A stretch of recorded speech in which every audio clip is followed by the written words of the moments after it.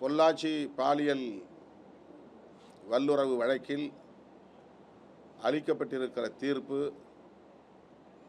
கொடும் காயத்திற்கு இடப்பட்ட மாமருந்தாக இருக்கிறது.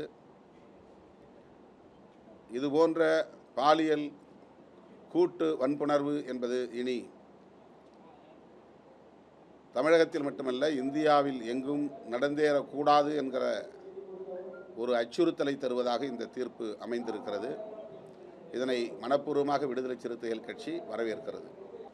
பொள்ளாச்சி பாலியல் வல்லுறவு வழக்கில் அளிக்கப்பட்டிருக்கிற தீர்ப்பு கொடும் காயத்திற்கு இடப்பட்ட மாமருந்தாக இருக்கிறது. இதுபோன்ற பாலியல் கூட்டு வன்புணர்வு என்பது இனி